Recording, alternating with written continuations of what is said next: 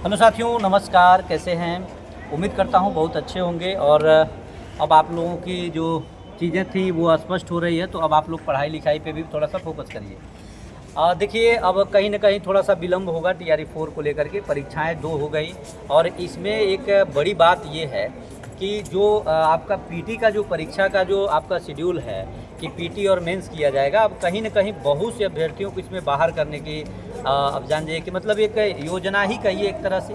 क्योंकि अब ये किया जाएगा, जैसे मेंस का आयोजन होगा तो मेंस में अब ऐसा सरकार का नियम हो रहा है कि जितना भी अगर मेंस का पेपर हो, जितने भी विद्यार्थी क्वालिफाई करें, सबका पेपर हम लोग पटना में ही करवा रहे हैं। इसलिए अब पीटी का जो पेपर है ये क्वालिफाई करना थोड़ा सा टफ हो सकता है और आपको थोड़ा सा और समय देना पड़ सकता है।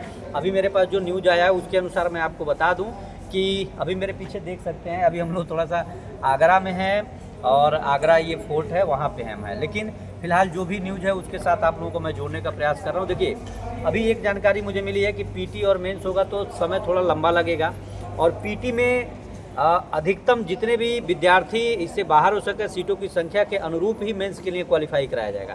क्योंकि पीटी का जो सिलेबस है अभी सिलेबस जारी नहीं हुआ है और अधियाचना की बात है। आप लगातार शिक्षा मंत्री का बयान सुन रहे हैं कि 25 तक अधियाचना हम भेज देंगे और 25 के पहले कुछ न कुछ गाइडलाइन आपको मिल जाएगी कि परीक्षा वगैरह की जो भी प्रक्रिया है इसमें बीपीएससी क्या क्या सुधार करेगा, कैसे कैसे क्या तरीका हो सकते हैं। तो आपको थोड़ा सा और विलम्ब लगेगा। आज मान लीजिए आपका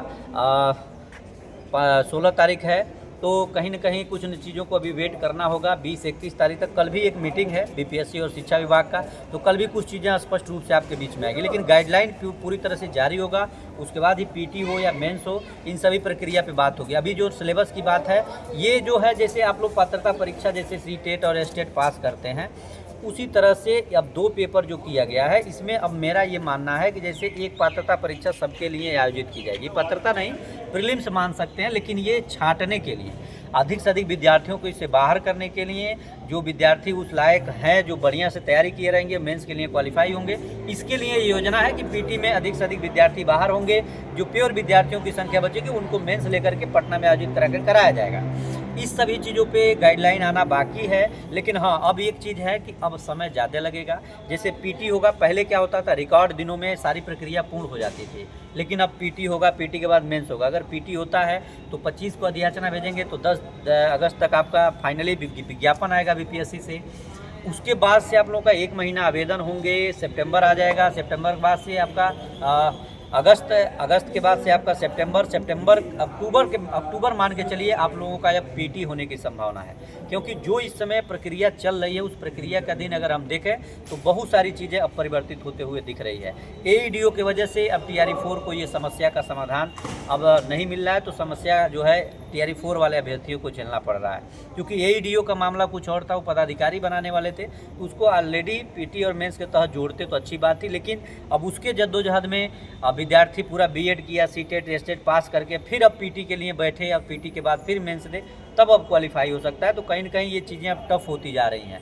और सिलेबस भी अब इनके अनुसार अगर मैथ, रीजनिंग थोड़ा बहुत कर करके, मनोविज्ञान, ईवीएस, जीएस मिला करके अगर एक पेपर बनाया जाता है तो कहीं न कहीं अब कई सिलेबस पे आपको काम करना होगा। उसके बाद मेन परीक्षा क्या है, मेन अगर आप 9, 10, 6 to 8 हैं तो इसमें आपका जैसे 1 to 5 में जीएस पूछा जाता है तो जीएस ही रहेगा। फिर आपका 6 to 8, 9, 10, 11, 12 में जैसे सब्जेक्ट प्लस जीएस था तो मेंस का पेपर जो होगा मेंस के अकॉर्डिंग आपकी मेरिट बनेगी। तो इस तरह से बहुत सारी योजनाओं को अभी इसमें लागू करना है, इम्प्लीमेंट करना है। तो अभी आपको थोड़ा सा वेट करना पड़ सकता है। उसके बाद से आपको फिर आगे की जो प्रक्रिया होगी वो देखने को मिलेगी। तो अभी इसका थोड़ा सा आपको विलम्ब होगा। मुझे लगता है 10 अगस्त से 15 अगस्त के बीच में आप लोगों का जो है ये सारी प्रक्रिया जारी होगा। तब तक एक गाइडलाइन आप लोगों का आएगा शिक्षा विभाग से कि सीटों की संख्या क्या हो सकती है और इसमें क्या क्या मूलभूत परिवर्तन हो सकते हैं। उसके लिए आप बने रहिए। बाकी मेरे वीडियो में जो भी होगा उसके साथ आपको मैं जोड़ने का प्रयास करूँगा। बहुत बहुत धन्यवाद। नमस्कार।